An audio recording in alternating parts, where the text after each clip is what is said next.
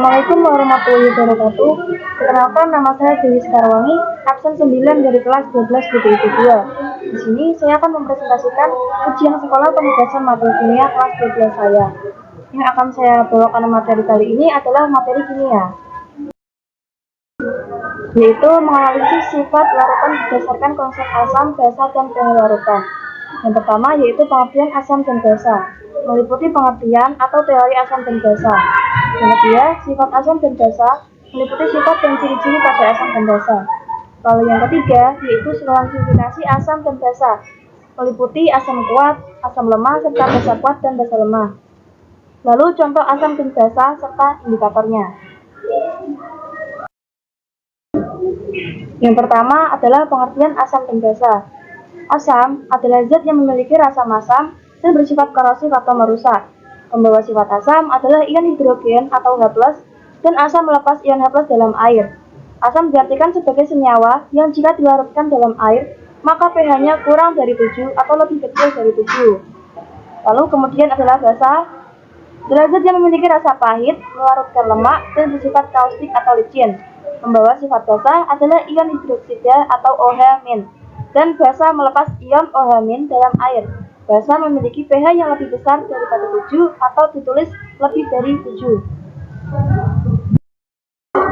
Berikut ini adalah grafik nilai pH. Jadi untuk pH di bawah 7 itu asam, sedangkan pH di atas 7 yaitu basa. Semakin tinggi nilai pH di atas 7 semakin basa, sedangkan semakin rendah nilai pH di bawah 7 semakin asam. Sedangkan untuk nilai 7 sendiri yaitu netral. Nomor 2 yaitu sifat asam dan basa. Sifat larutan asam. Beberapa sifat atau ciri-ciri larutan asam yaitu diantaranya: yang pertama, dalam air melepas ion hidrogen atau H+. Yang kedua, mempunyai rasa masam. Lalu selanjutnya, dapat menghantarkan arus listrik, bersifat korosif, dapat merusak serat kain, kulit, dan kertas, mempunyai pH di bawah 7, serta memerahkan lakmus biru. Selanjutnya yaitu sifat larutan basa. Beberapa sifat atau ciri-ciri larutan basa yaitu diantaranya: yang pertama, dalam air melepas ion hidroksida atau OH-. Yang kedua, mempunyai rasa pahit, lalu bersifat licin, mempunyai pH di atas 7, mengubah lakmus merah menjadi biru, serta dapat menghantarkan arus listrik.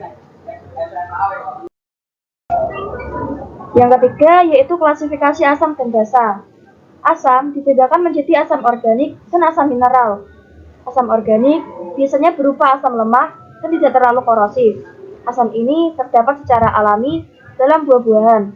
Asam mineral berupa zat asam kuat dan sangat korosif. Zat asam banyak dimanfaatkan dalam produksi pupuk, baja, cat, dan plastik. Menurut teori Arrhenius, asam kuat memiliki hidrogen H+ yang besar, sedangkan asam lemah memiliki hidrogen atau H+ yang kecil. Lalu adapun menurut teori Bronsted-Lowry, yaitu asam kuat mudah melepas proton, sedangkan asam lemah sukar melepas proton. Intinya, asam kuat adalah larutan dengan pH rendah yang terionisasi secara sempurna dalam air, serta memiliki pH di bawah 3 hingga kadar keasamannya sangat tinggi. Asam lemah adalah larutan dengan pH di bawah 7 dan di atas 3. Tidak seperti asam kuat, asam lemah tidak terionisasi secara sempurna dalam air. Sedangkan basa kuat adalah basa yang terionisasi secara sempurna ke dalam air. Ketika larut dalam air, setiap molekul basa kuat akan melepaskan ion hidroksida atau OH-. Basa kuat memiliki pH yang tinggi, biasanya lebih besar dari 11. Sedangkan basa lemah adalah larutan basa yang tidak terionisasi secara sempurna ke dalam air. Basa lemah memiliki pH sekitar 8 hingga 11. Menurut teori Arrhenius, basa kuat memiliki hidroksida yang besar, sedangkan basa lemah memiliki hidroksida yang kecil.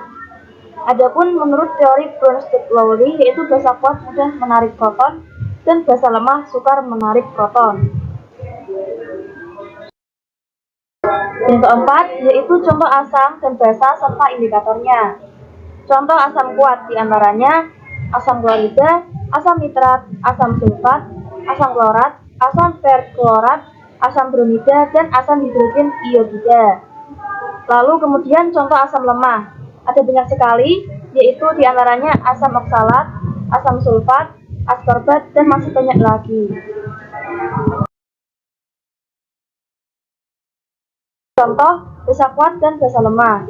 Contoh basa kuat diantaranya yaitu natrium hidroksida, lithium hidroksida, kalium hidroksida, kalsium hidroksida, barium hidroksida, rubidium hidroksida, cesium hidroksida, dan strontium hidroksida. Lalu selanjutnya yaitu contoh basa lemah, diantaranya yaitu amonia, amonium hidroksida, dan seterusnya. Selanjutnya yaitu indikator asam dan basa. Ada beberapa indikator untuk menentukan asam dan basa, diantaranya yaitu pH meter. pH meter sendiri digunakan untuk mengukur tingkat asam dan basa. Untuk asam sendiri memiliki pH di bawah 7, netral 7, dan basa di atas 7. Yang kedua adalah indikator alami. Ada bahan-bahan alami yang bisa kita gunakan sebagai indikator untuk menentukan asam dan basa. Yang pertama yaitu kunyit, bibit, bunga pacar air, bunga separut, dan bunga nusa indah. Untuk kunyit sendiri apabila diberi larutan asam maka warnanya akan tetap kuning, sedangkan kalau kita beri larutan basa warnanya akan menjadi merah. Yang ketiga yaitu kertas lakmus. Untuk lakmus sendiri itu kan warnanya ada dua. Kalau kita beri larutan, kita celupkan kertas lakmus ke larutan asam, maka warnanya menjadi merah, sedangkan kalau basa menjadi biru. Kalau lakmus biru kita celupkan ke larutan asam, warnanya merah, sedangkan larutan basa menjadi biru. Kalau untuk warnanya tetap sama, berarti itu netral. Sekian video presentasi dari saya, terima kasih sudah menonton. Untuk video praktek akan saya muat dalam part 2.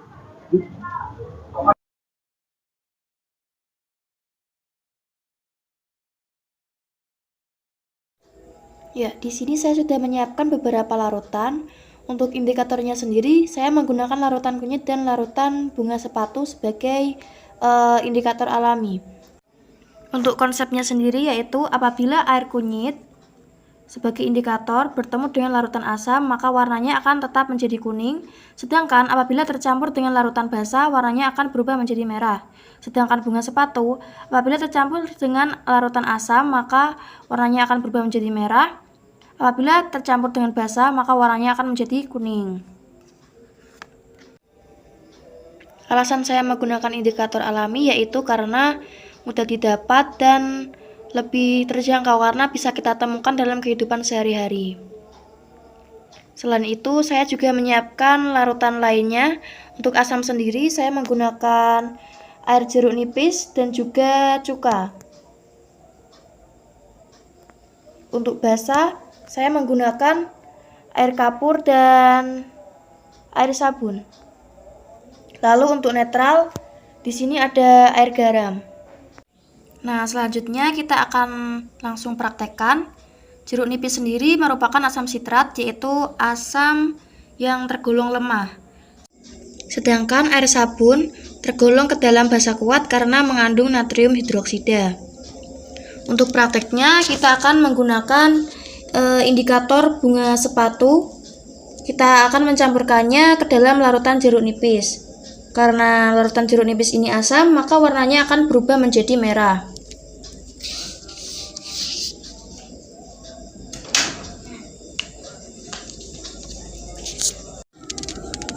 Kita bisa lihat dari indikator yang semula berwarna ungu, kita campurkan ke dalam larutan jeruk nipis, maka warnanya berubah menjadi merah. Ini menandakan bahwa larutan jeruk nipis mengandung asam. Bisa dilihat ini adalah warna merah hasil pencampuran dari jeruk nipis dengan larutan bunga sepatu. Lalu untuk cuka sendiri ini tergolong ke dalam asam lemah karena mengandung asam asetat. Untuk air kapur sendiri tergolong ke dalam basa kuat karena mengandung kalsium hidroksida. Kalau air garam sudah jelas netral ya. Nah, selanjutnya kita akan mencoba menggunakan larutan air sabun. Akan kita campurkan dengan larutan kunyit.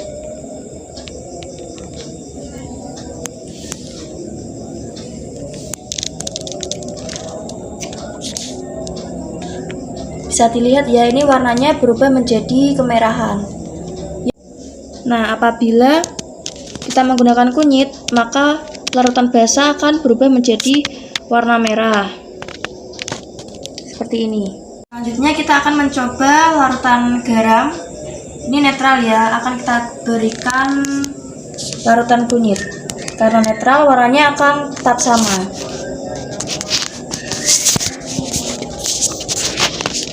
Bisa dilihat ya, warna kunyit yang keorenan tetap berwarna sama. Ini menandakan bahwa air garam ini netral. Selanjutnya kita akan mencoba cuka. Ini termasuk asam, akan kita campurkan dengan indikator bunga sepatu.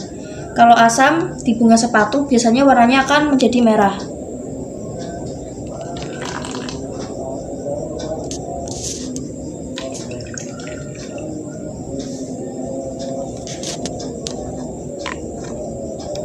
Bisa dilihat ya, warna yang semula ungu berubah menjadi merah. Lalu yang terakhir ada air kapur dan larutan kunyit.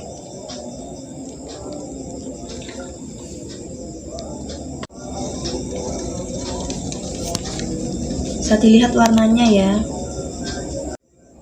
Sekian video dari saya, terima kasih sudah menonton.